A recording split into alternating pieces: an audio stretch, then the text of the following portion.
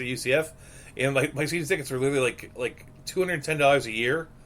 And then like they built the stadium, and the next year they said in order to get season tickets, you had to join the Knights Club, which was $1,500. So I had to pay $1,500 plus. It's like, yeah, these people are crazy. The problem in America is that there's a lot of people that are wealthy enough to afford that, and there's a lot of people who aren't. And you can make money off just doing stuff for the wealthy, but if you really want to keep your thing full, you have to have a way of having everybody join in.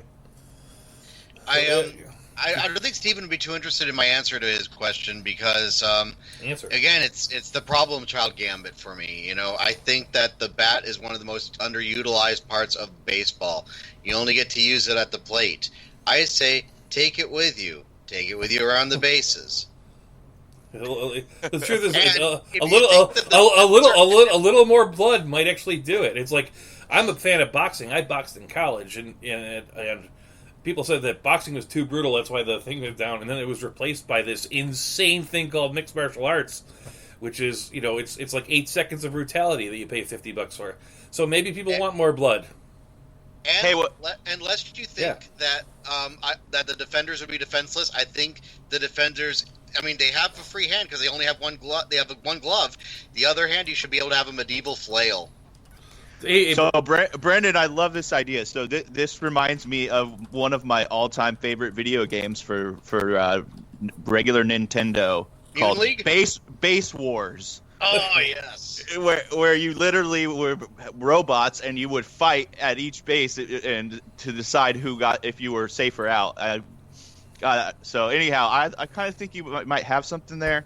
I feel like even some of these smaller minor league teams and stuff, they get more fan interaction. They got more stuff going on in the stadium. Yeah, we keep people interactive. We need a little more Bill Veck attitude. Just do something to make things fun.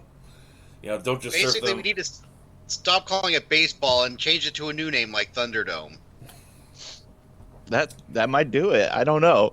I kind of, because I was thinking about this week. I asked somebody I knew doesn't really follow baseball, right? And I said, like, who do you think's the best player in baseball right now?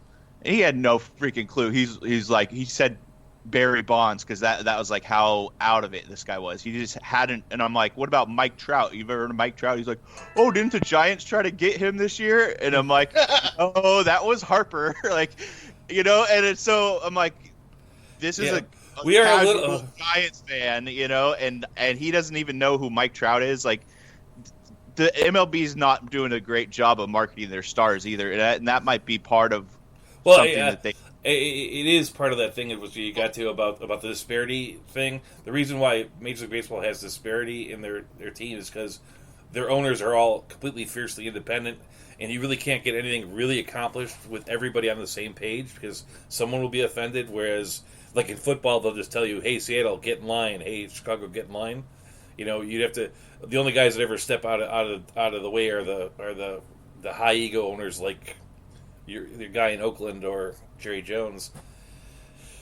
Yeah, it's part of the system. Their owners need to get together. Literally, the first baseball strike of my lifetime was because the owners couldn't agree on they wanted compensation for losing free agents, which had nothing to do with the players whatsoever. But the owners couldn't agree to what it was. Like literally, it was a strike in '83 just about the owners not being able to agree with each other. Was this the one where the season was split into half and the Expos actually won a series? Yeah, it was that year. Yes, but 81. The system for baseball is not the most functional system you would have. Seeing as the time is nearly up. I think do you have something interesting you want to say in like 2 minutes, Brendan, or do we want to move on to trivia? No, I was just going to ask. The question I was going to have was, out of any of these stars this year who have underperformed, especially from a fantasy baseball standpoint, which ones would you say had the best opportunity to turn things around in the second half, and which ones do you think are stuck in the doldrums for the stretch run? I am highly scared of Jose Ramirez. I like the prospects for guys like Bryce Harper and Daniel Murphy. I'm actually still on board with Miguel Cabrera. I'm hoping a little more hope than reality. The pitchers are like Jay Happ. He just seems to have lost it. I'm not saying he was a star, but he was a solid pitcher for them. You got anybody, Steve? I'm still gonna die on the Joey Votto bandwagon. I think he's coming back. I immediately Jose Ramirez came to mind as the opposite of that. Your Votto is Mike Cabrera. Yeah. Yeah. As far as pitchers, I don't know. I think Trevor Bauer's been a roller coaster this year, but I think he's gonna end up all right. Most of the really bad pitchers from the first couple of weeks have actually pitched well enough so they're now not horrific. It's like David Price's numbers are pretty good by now, and Chris Sale's numbers are outside of the win total are pretty good by now. So it's like it's harder to pick a pitcher along those lines. So, but it's a very interesting question, But I think we're going to move. Yeah, Royal says that Votto's showing signs of hope. Yeah, he's on your side, Steve. I'll take. We're going to move on to trivia here, and normally the Five Professor hosts trivia. I'm going to host trivia for today, and I'm going to ask the questions to Brendan, and Stevie will watch the chat room so that if you're playing in the chat room, you can get your name and your silly incorrect answer mentioned on air and preserved forever on iTunes. These are questions that are all going to be about baseball in Britain. Okay? Okay. The first question is, the Red Sox Yankees today play in London at London Stadium, a converted association football soccer field. What English Premier team calls that stadium home? And I'll give you multiple choice if you want it. I believe I know who it is, but go ahead. And nobody out there? All right, the multiple choice will be Chelsea, Arsenal, West Ham, or Wolverhampton. Well, it's definitely not Chelsea or Arsenal. I am probably going to go... Well, being a Swansea fan, I've had some bad experiences watching them play this team. I'll go with West Ham. The correct answer is West Ham for a point. Well done. That's where the West Ham Hammers play. You know what song they sing? Like I'm a fan of Tottenham Hotspur, and I always tell you that they sing "I Can't Smile Without You" by Barry Manilow.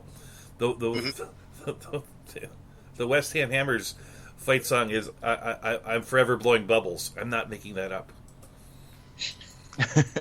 That is a bizarre but true statement. All right, second question. The British Baseball Federation. The British Baseball Federation is a league over there. That's their professional league. The National League is their UK's top league. The past 2 seasons and 3 of the past 4, a particular one of the 3 teams based out of London won the championship. That team is known by a nickname, which is a diminutive name, which it shares with the Major League Baseball team, which is also a diminutive name, but it's a shortening of a different word. The British team is named for a term used in astronomy and geology. What's this London team's nickname? Do you want the multiple choice? Yes. All right, multiple choice is the A's, the Rays, the Mets, or the Cubs. Okay, that's good, because my first answer would not have been any of those. I would say it's going to be shortening something. A different word. Geology, the Rays, perhaps? That was the curveball. That's the wrong answer. The team that won 3 of the last 4 for the National League is the London Meteorites. Oh, cool. Okay, so the Mets then. Which are known as London Mets, which is like the Mets on the other side. Man, Lewis would be so much happier if he was over across the pond. Question number 3. The best UK-born baseball player of all time was actually born in Glasgow, Scotland, and he hit 246 home runs. Wow. He is best remembered for a particular home run hit against the Brooklyn Dodgers in 1951 to clinch the pennant for the New York Jets, known as the shot heard round the world. Who is this player?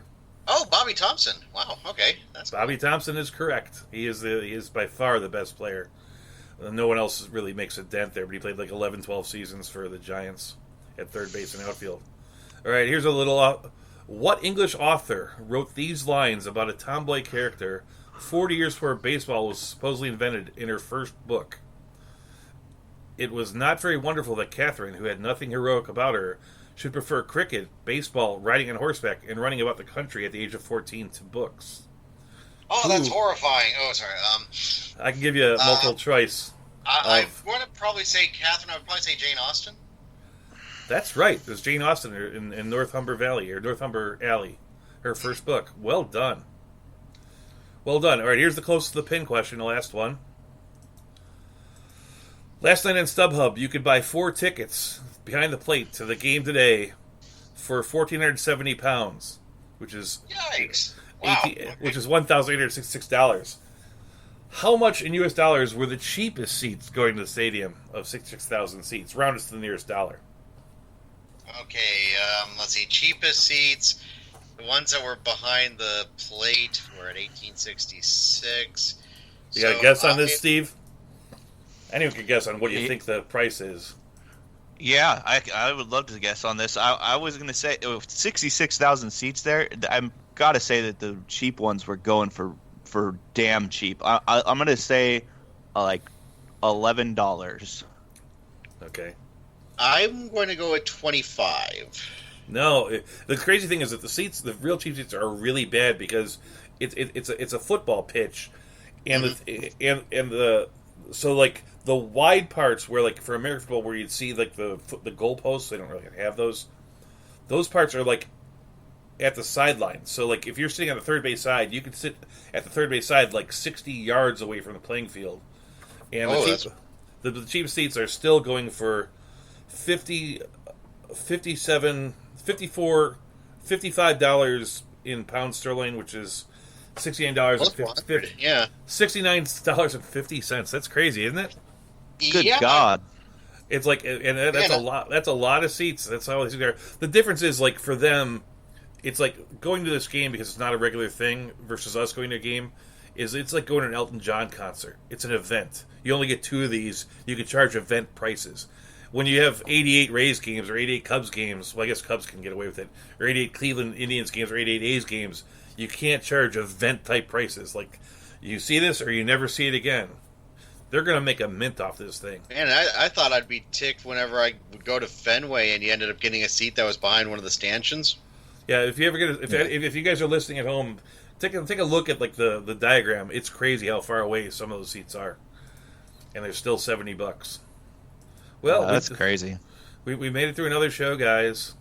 Does that make you happy? Does it make you really excited? We didn't bring up the peanut butter and pickle sandwich again. Well, speaking of bringing up,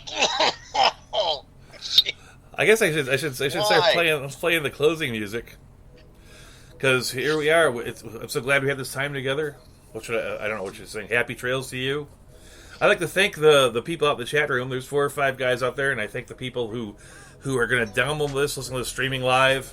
Like I said before, if you can give us a review, we'd really love that. I thank Debt Neglector for the opening theme. They're available on...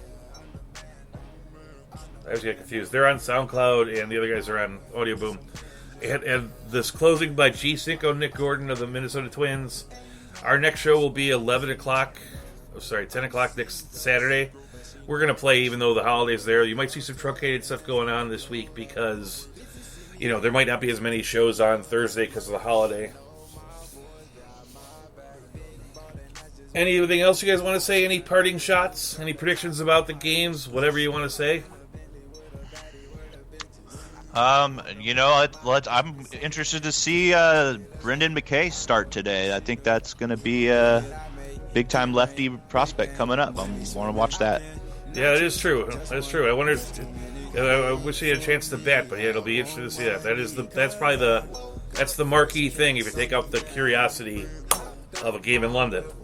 Well, and thank you, Steve, for showing up and adding to the show. Thank you. Thank you, Brendan, for doing your bit. Thanks for having me on.